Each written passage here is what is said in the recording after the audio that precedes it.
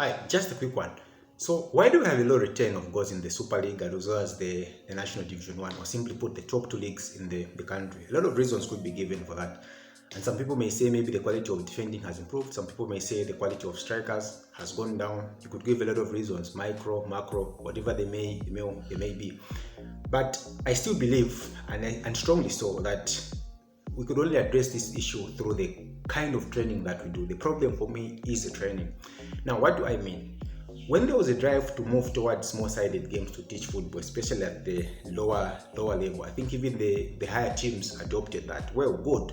And that is why you see a lot of teams are very good in possession, but then when they get into the final third, they do not really exactly know what they are supposed to be doing. And this is what makes me say that as much as we may want to run away from it, we cannot run away from the quality or the ingredient that 11v11 brings to a training session, because 11v11 is a mirror, is a replica of what you're going to face in a game situation. And so I think it's important that if we don't want to do 11v11, then let us also do drills that are going to mirror what is going to happen in a real match situation. I'm not talking about putting 5 attackers against 3 defenders. In a match, that doesn't really happen unless you're hitting on a counter. But in a match, usually the attackers are going to be outnumbered by the defenders, and we must be coming up with drills, or must be doing training sessions that move us towards that end. From experience, look, the season that we got relegated, this is 2 seasons ago from the National League, we had 14 clean sheets. In most of our games, we dominated possession pretty much, and we had 14 draws. But why did we get relegated? I kept asking myself this question, and then with research and just thoughts and ABC, I just realized that most of what we did in training was actually possession based. It explains why we had good possession. It also explains why we had a lot of clean sheets. But then we could not get as many chances as we want, or as many attempts at goal as we wanted, maybe because in training we neglected that part. And I think it could be happening with a lot of teams. The other reason why we don't see a lot of goals in Zambia is that the movement of the ball and the movement off the ball are still pretty poor, especially in the final third. It still gets back to training, because players are going to get into a match and I think they're not really so sure of what they should do in the final third, chiefly because what they've been perfecting is what they do maybe in the consolidative phase or in the build-up phase, but in the final third they have not been perfecting that in training.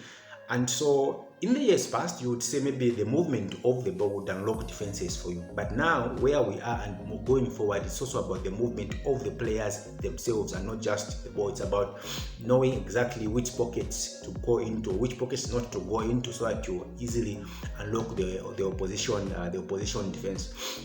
The other key thing is that we must pay attention to the quality of the action in training. Now, in training, there's always this thing of repetition being the mother, father, grandfather of teaching. Very good. But then the key thing is, what are you repeating?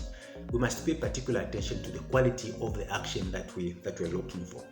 I've done sessions before. I've watched other people do sessions before, and sometimes we lower the caliber or the bar in terms of what we are looking for players to do, because we say maybe for academy, maybe they didn't learn that at the academy, so you want to lower the bar. But the key thing is, I've also spent time, previously I worked with 1 or 2 former national team coaches at the high level, and I saw how specific they were in terms of the quality of the action that they are looking for.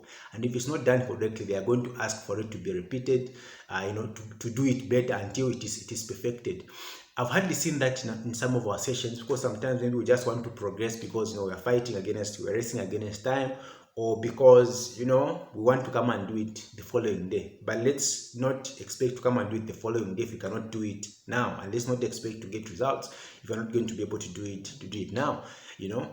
And also, I think we must develop certain patterns of attack. So what happens is that hopefully you would want a team to get to what you call automatism, where a team now just begins to do things by second nature, because the reality is that in the heat of the moment, players are not really going to think. And so what they'll do is something that is clicking a second nature. And what can only click in a second nature is something that you've been doing repeatedly at training. So we need to develop certain patterns that are going to replicate what happens in the final third. And once we do that, I think we'll be halfway towards sorting this issue of goal scoring. Just for example, pay attention to what is going to happen this weekend in the cup games that are going to be played, or in wherever local matches you are going to watch somewhere. Pay attention to the movement of the players in the final third, how they are going to move the ball. Also pay attention to what patterns, because you can see patterns in a team whenever they are playing. Pay attention to those, and maybe you can continue this discussion at that point. And so, as always, just sort of sharing, my thoughts about this subject. Let me know what you think. But I strongly feel that if we can get some of these things right, then our goals return is going to be huge. Sometimes players may not really even be the best technical players, but as long as certain things are done for them at training, certain things are done with them in training, they become second nature and they begin to fire on all cylinders. Let me know what you think about the subject. I would also be interested to know, what other thing you would want us to discuss, what you agree with, what you do not agree with. And let's keep the conversation going. Until next time, bye-bye.